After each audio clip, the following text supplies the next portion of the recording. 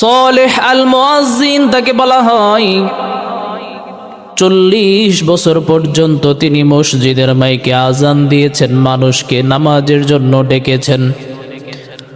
40 বছর পর্যন্ত একটা মানুষ যদি মসজিদের মাইকে আজান দেয় 5 ওয়াক্ত, তার মানে সে 5 ওয়াক্ত নামাজও পড়েছে। 40 বছর পর্যন্ত শুধু সালেহ আল মুয়াজ্জিন, সত্যবাদী সৎ মুয়াজ্জিন নামে মানুষ তাকে চিনত।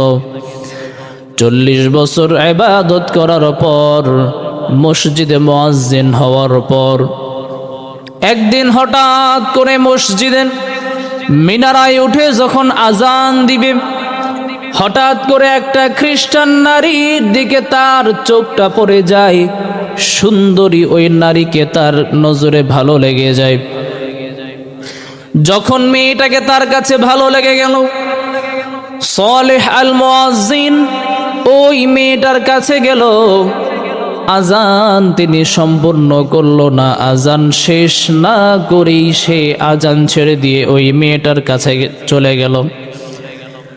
মেয়েটাকে বলতেছে, তোমাকে আমার অনেক পছন্দ হয়েছে, ভালো লেগেছে, তোমাকে আমি 2টা অফার দিব। 1 নাম্বার, হয় তুমি আমার সাথে জিনায় লিপ্ত হবা, আমি তোমার সাথে জিনা করব, ব্যভিচার করব। দ্বিতীয়, আমাকে বিবাহ করবা। এই 2টার যে কোনো একটা তোমাকে করতে হবে। খ্রিস্টান মেয়েটা ভয় পেয়ে গেল। একজন মুয়াজ্জিন মানুষ যিনি মসজিদে 5 ওয়াক্ত আজান দেন এবং 40 বছর পর্যন্ত আজান দেন, তাকে সবাই সৎ লোক হিসাবে জানে, সত্যবাদী হিসাবে জানে। এমন একজন ব্যক্তির মুখ থেকে এমন কথা শুনলে যে কোনো মানুষই হতভম্ব হয়ে যাবে, অবাক হয়ে যাবে। নির্দিষ্ট কিছু মানুষ আসে, ইবাদত করে, নামাজ পড়ে আবার চলে যায়, আবার আগামী বছর আসে, শুধু জুমার দিন নামাজ পড়তে আসে। এখন এই 1 রাত ইবাদত করলেই মনে হয় তাদের জীবনে আর কোনো ইবাদতের প্রয়োজন হয় না। অথচ আল্লাহ তাআলা কি বলেন? ইন্নাস সালাতা তানহা আনিল ফাহশাই ওয়াল মুনকার। আল্লাহ পাক রব্বুল আলামিন বলেন, দুনিয়ার জমিনে কেউ যদি ইখলাসের সাথে, হেদায়েতের উদ্দেশ্যে, আমি আল্লাহর সন্তুষ্টর উদ্দেশ্যে নামাজ আদায় করে, খুশু খুজুর সাথে কেউ যদি আমি আল্লাহর সন্তুষ্ট অর্জনের উদ্দেশ্যে নামাজ আদায় করে, ওই নামাজকারী নামাজি ব্যক্তিকে, নামাজরত অবস্থায় ওই ব্যক্তিকে যদি আমি আল্লাহর পছন্দ হয়ে যায়, তার নামাজটা যদি আমি আল্লাহর সন্তুষ্টর জন্য হয়ে যাই, আমি দুনিয়ার সকল খারাপি থেকে, ফাহেসা থেকে আমি আমার বান্দাকে হেফাজত করি। দুনিয়ার যত খারাপি আছে, দুনিয়ার যত ফাহেসা আছে, আল্লাহ পাক রব্বুল আলামিন ওই নামাজি ব্যক্তিকে ওই সকল খারাপ কাজ থেকে বাঁচায় রাখেন। এখন 1 রাত ইবাদত করে যারা চলে যায়, একদিন ইবাদত করে যারা চলে যায়, একদিনের ইবাদতকে যারা মূল্যায়ন করে, বাকি সময়ের ইবাদতকে যারা মূল্যায়ন করে না, 5 ওয়াক্ত নামাজকে যারা মূল্যায়ন করে না, তাদেরকে আল্লাহ পাক রব্বুল আলামিন কখনোই ক্ষমা করবে না। ওই 1 রাতের ইবাদত তাদের নাজাতের জন্য জরিয়াও হবে না। 1 রাত ইবাদত করে মুক্তি পাওয়া যাবে না। নির্দিষ্ট একদিনের কোনো ইবাদত আপনাকে নাজাত দিতে পারবে না। যদি রব্বে কাবার সামনে নিজেকে একেবারে খাঁটি মুসলমান ইমানদার হিসাবে যদি উপস্থিত করতে চান, দুনিয়ার জমিনে কমপক্ষে 5 ওয়াক্ত নামাজ আপনাকে আদায় করতে হবে। সকল খারাপি থেকে নিজেকে বাঁচাইতে হবে। হারাম থেকে নিজেকে বাঁচাইতে হবে, হালাল নিজের পরিবারের ভিতরে প্রবেশ করাইতে হবে, নিজেকে হালাল ভক্ষণ করতে হবে, খেতে হবে। যদি আপনি হালালের উপরে থেকে ইবাদত করেন, আপনার ইবাদতটা আল্লাহ পাক রব্বুল আলামিনের দরবারে গ্রহণযোগ্য হয়ে যাবে। আল্লাহ তাআলার কাছে যদি একবার এক ওয়াক্ত নামাজ, একটা সিজদা কবুল হয়ে যায়, একটা সিজদা যদি রব্বে কাবার দরবারে কবুল হয়ে যায়, জীবনের সবচেয়ে সফলকামী ব্যক্তি আমরা হয়ে যাব। কিন্তু সেই সিজদাটা কবুল হইতে হইলে নিজেকে হালালের উপরে রাখতে হবে। কিসের উপরে রাখতে হবে? সব কিছুতে হালাল। আপনি যে চাকরি করেন সেই চাকরিটা হালাল নাকি হারাম সেটা বুঝতে হবে। ব্যবসা করতেছেন, ব্যবসার ভিতরে হালাল আছে নাকি হারাম আছে সেটা আপনাকে খুঁজে বের করতে হবে। যদি কোনো জায়গায় কর্মচারীও হন, আপনার ওই কর্মচারীর ভিতরে যেই সময়টুকু আপনাকে দেওয়া হলো সেই সময়টুকু আপনি হালালভাবে মালিকের কাজে ব্যয় করেছেন কিনা সেটাও বুঝতে হবে। সংসারের ভিতরে হালাল আছে, সব জায়গায় হালাল আছে, আপনাকে আমাকে খুঁজে খুঁজে সে হালাল জিনিসটাকে নিয়ে আসতে হবে। ওই হালাল জিনিসটা যদি আমি আমার জীবনের সাথে সামঞ্জস্য করে নিতে পারি, হালালের উপরে যদি আমার জীবনটাকে আমি সাজাইতে পারি, হালাল খেয়ে আল্লাহ তাআলাকে আল্লাহ বলে ডাক দিলে আল্লাহ পাক রব্বুল আলামিন আমার এই ডাকে সাড়া দিবেন। আর যদি আমরা নিজেদেরকে হালালের ভিতরে রেখে হারাম থেকে না বাঁচাইতে পারি, সারা জীবন ইবাদত করলেও রব্বে কাবার দরবারে আমার আপনার ইবাদত কবুল হবে না। এজন্য আল্লাহ তাআলার কাছে ইবাদতকে গ্রহণযোগ্য বানাইতে হলে আগে হালাল উপার্জন করতে হবে, হালাল দিয়ে নিজের জীবনটাকে সাজাইতে হবে, এরপরই আমাদের ইবাদতগুলো আল্লাহ তাআলার দরবারে কবুল হবে।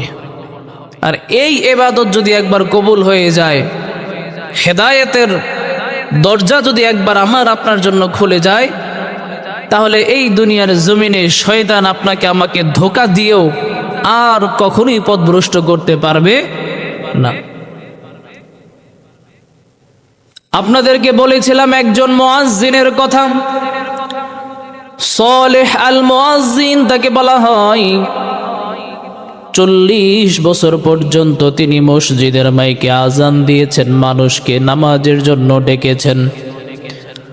40 বছর পর্যন্ত একটা মানুষ যদি মসজিদের মাইকে আজান দেয় 5 ওয়াক্ত, তার মানে সে 5 ওয়াক্ত নামাজও পড়েছে। 40 বছর পর্যন্ত শুধু সালেহ আল মুয়াজ্জিন, সত্যবাদী সৎ মুয়াজ্জিন নামে মানুষ তাকে চিনত। 40 বছর ইবাদত করার পর, মসজিদে মুয়াজ্জিন হওয়ার পর, একদিন হঠাৎ করে মসজিদের মিনারায় উঠে যখন আজান দিবে, হঠাৎ করে একটা খ্রিস্টান নারীর দিকে তার চোখটা পড়ে যায়। সুন্দরী ওই নারীকে তার নজরে ভালো লেগে যায়। যখন মেয়েটাকে তার কাছে ভালো লেগে গেল, সালেহ আল মুয়াজ্জিন ওই মেয়েটার কাছে গেল। আজান তিনি সম্পূর্ণ করলো না, আজান শেষ না করেই সে আজান ছেড়ে দিয়ে ওই মেয়েটার কাছে চলে গেল। মেয়েটাকে বলতেছে, তোমাকে আমার অনেক পছন্দ হয়েছে, ভালো লেগেছে, তোমাকে আমি 2টা অফার দিব। 1 নাম্বার, হয় তুমি আমার সাথে জিনায় লিপ্ত হবা, আমি তোমার সাথে জিনা করব, ব্যভিচার করব। দ্বিতীয়, আমাকে বিবাহ করবা। এই 2টার যে কোনো একটা তোমাকে করতে হবে। খ্রিস্টান মেয়েটা ভয় পেয়ে গেল। একজন মুয়াজ্জিন মানুষ যিনি মসজিদে 5 ওয়াক্ত আজান দেন এবং 40 বছর পর্যন্ত আজান দেন, তাকে সবাই সৎ লোক হিসাবে জানে, সত্যবাদী হিসাবে জানে। এমন একজন ব্যক্তির মুখ থেকে এমন কথা শুনলে যে কোনো মানুষই হতভম্ব হয়ে যাবে, অবাক হয়ে যাবে। কি বলেন, ঠিক কিনা? মেয়েটা অবাক হয়ে গেল। মেয়েটা বলতেছে, দেখেন আমি আপনাকে বিবাহ করব, আমি আপনার সাথে জিনা ব্যভিচারে লিপ্ত হব না, আমি আপনাকে বিবাহ করব, তবে কিছু শর্ত আছে। সালেহ আল মুয়াজ্জিন বলে, কি শর্ত? মেয়েটা বলতেছে, যদি আপনি আমাকে বিবাহ করতে চান, 1 নাম্বার শর্ত হলো আপনার ধর্ম ত্যাগ করে আমাদের খ্রিস্ট ধর্ম আপনাকে গ্রহণ করতে হবে। আপনার নবীকে শেষ নবী জানার আগে আমার নবীকে অর্থাৎ হযরত ঈসা আলাইহিস সালামকে শেষ নবী হিসাবে জানতে হবে, তাকে মুক্তির পয়গম্বর হিসাবে জানা লাগবে।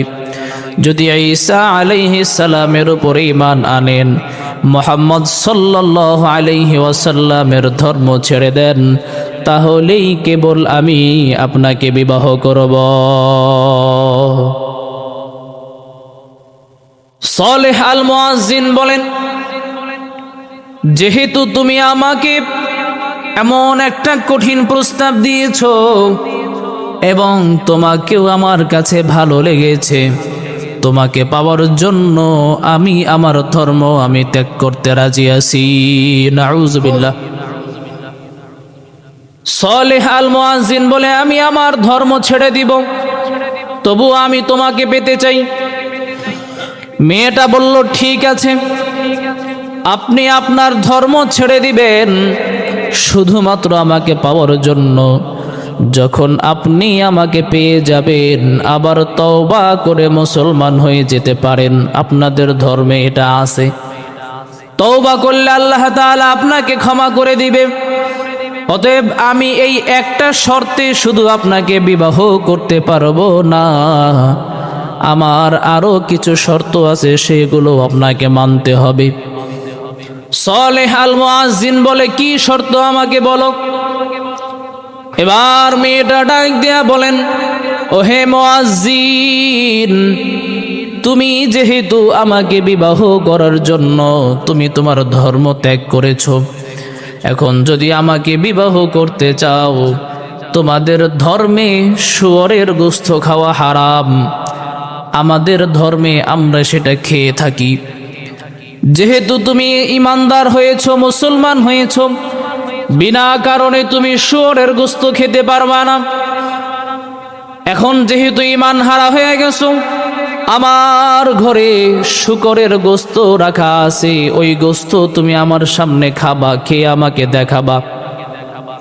সালেহ আল মুয়াজ্জিন রাজি হয়ে গেল, শুকরের গোশত খেয়ে ফেলল। মেয়েটা বলে, আমি এখনো বিশ্বাস করি না যে তুমি ঈমান হারা হয়েছো, কারণ যেই ব্যক্তি 40 বছর পর্যন্ত মসজিদের মাইকে আজান দিয়া মানুষকে নামাজের জন্য ডাকে, ওই লোক একটা মেয়ের জন্য সামান্য একটু ভোগ করার জন্য তার ঈমান ছেড়ে দিতে পারে না, ঠিক কিনা? মেয়েটা বলে, আমার এখনো বিশ্বাস হয় না যে তুমি ঈমান ছেড়ে দিয়েছো। এবার মুয়াজ্জিন বলে, আর কি করলে তুমি বিশ্বাস করবা আমি তোমার জন্য সবকিছু ছেড়ে দিতে পারি?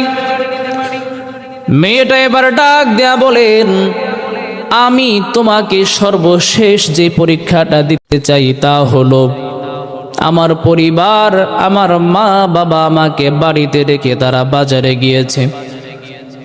তারা বাজার থেকে আসার পরে আমি তাদেরকে বলে তোমার সাথে বিবাহ বসে যাব, তবে তারা আসার পূর্বে আমার ঘরে মদ রাখা আছে, যদি তুমি আমার সামনে বসে মদ পান করতে পারো, আমার সামনে বসে আমাকে দেখায়া দেখায়া, তাহলে আমার মা বাবা আসার সাথে সাথে তাদেরকে বলে আমি তোমাকে বিবাহ করব।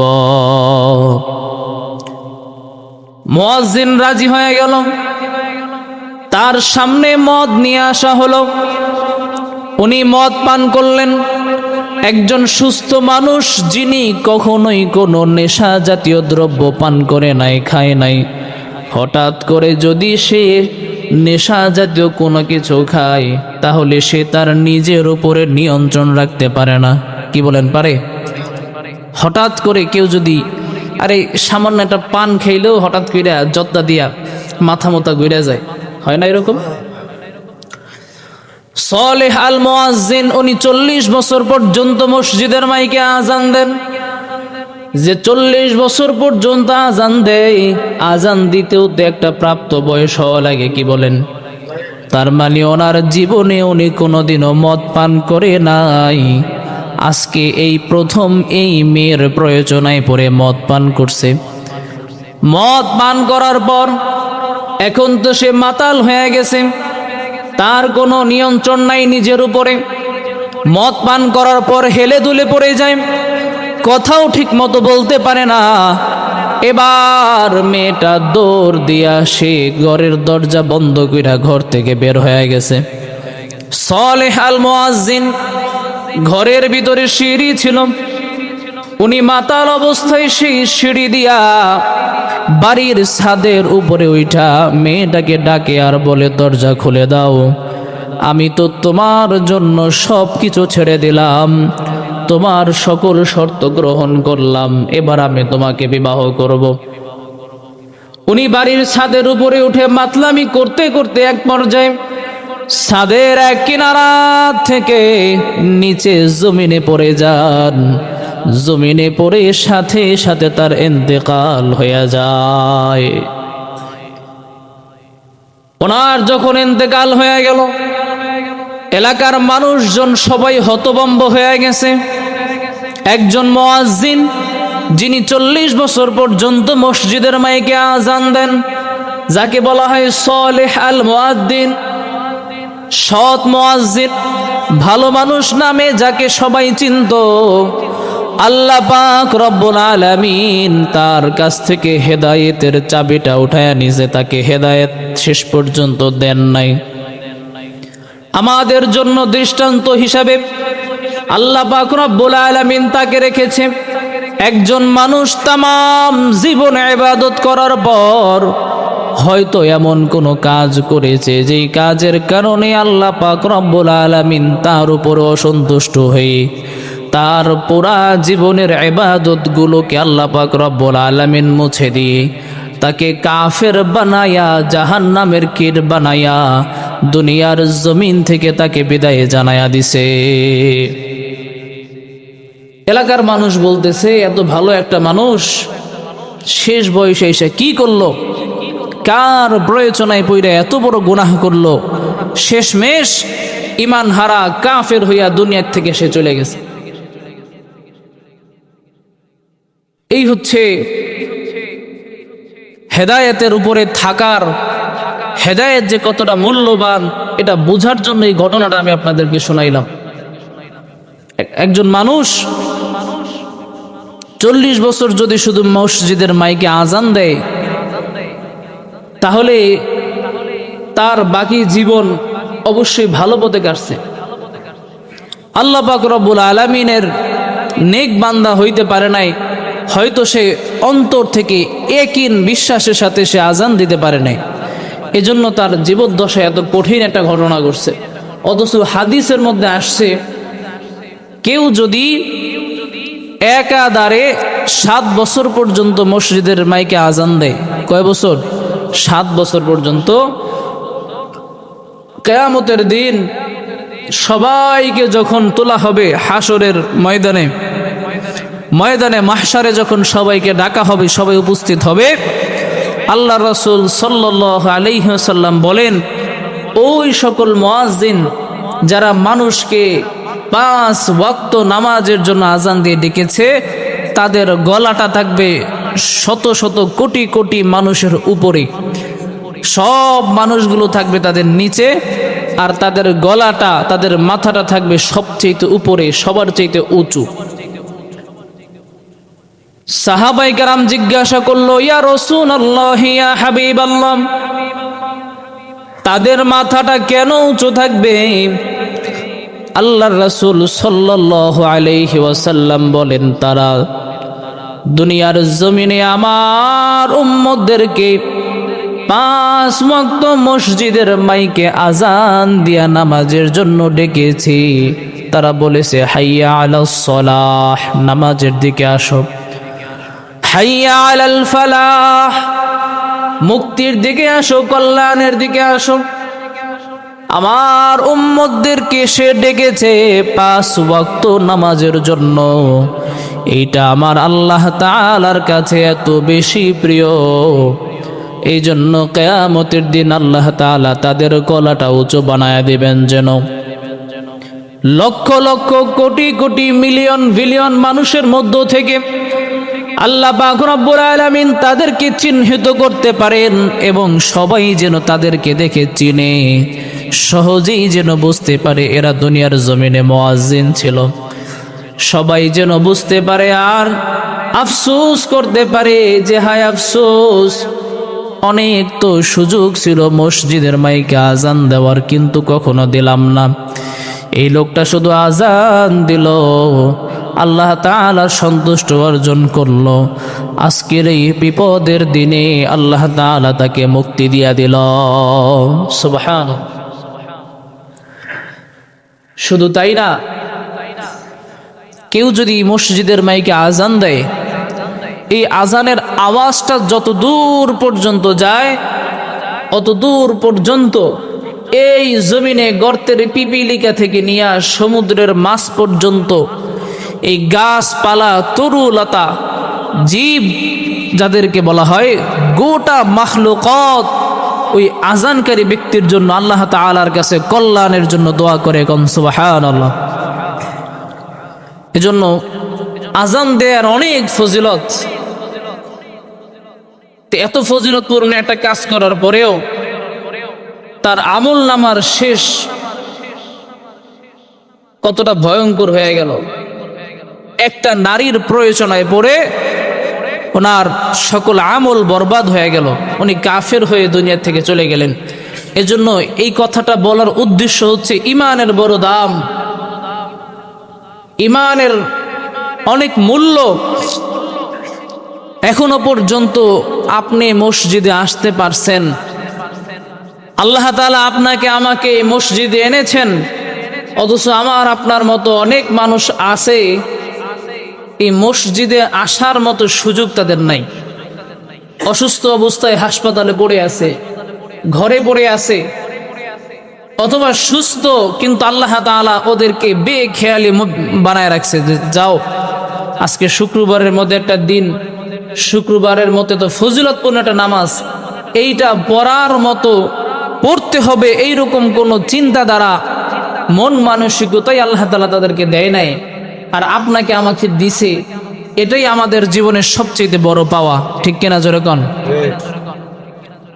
আমি চাইলেই মসজিদে চলে আসতে পারছি, ব্যাপারটা এমন নয়। আমার রবের পছন্দ হয়েছে, উনি আমাকে শত শত হাজার হাজার মানুষের মধ্য থেকে বাছাই করে মসজিদে নিয়ে আসছে। শুরুতেই বলেছি যে এক রাতের ইবাদত পেয়ে যদি মুক্তি পাওয়া যেত, এক রাতের ইবাদতে যদি আপনাকে জান্নাতি বানানো যেত, জাহান্নাম থেকে আপনাকে বাঁচানো যেত, তাহলে আল্লাহ পাক রব্বুল আলামিন 5 ওয়াক্ত নামাজ আমাদের জন্য ফরজ করে দিতেন না। এজন্য ইবাদত করতে হবে একমাত্র আল্লাহ তাআলার সন্তুষ্টির জন্য, কোনো নির্দিষ্ট দিনে নয়, নির্দিষ্ট কোনো রাতে নয়, নির্দিষ্ট কোনো সময়ের জন্য নয়। ইবাদত করতে হবে অনির্দিষ্ট কালের জন্য, মরণের আগ পর্যন্ত। হায়াত যেদিন যখন শেষ হয়ে যাবে, ওই হায়াতের শেষের জিন্দেগির আগ পর্যন্ত ইবাদত করতে হবে কার? আল্লাহর। নামাজ পড়তে হবে, হারাম থেকে বেঁচে থাকতে হবে, হজ ফরজ হয়ে গেলে হজ করতে হবে, যাকাত ফরজ হয়ে গেলে যাকাত দিতে হবে। যদি এগুলো আমরা করতে পারি, দিতে পারি, তাহলেই কেবল আল্লাহ তাআলা সন্তুষ্ট অর্জন করতে পারবো। এই কথাটা এই পর্যন্ত বলে নিয়ে আসার একমাত্র কারণ হচ্ছে, শুরুতেই বলেছিলাম যে আল্লাহ তাআলা কিছু অফার দেয়। দুনিয়াতে আমরা যখন কোনো কিছু কিনতে যাই, সেই পণ্যের যদি ছাড় দেওয়া থাকে, একটা পণ্যর দাম আছে 100 টাকা, 20 টাকা কমায় যদি বলে এটা আজকে 80 টাকা করে বিক্রি করা হচ্ছে, আমাদের অনেক সময় প্রয়োজন না হইলেও 20 টাকা কম এই জন্য আমরা ক্রয় করি, কিনে নিই, ঠিক কিনা?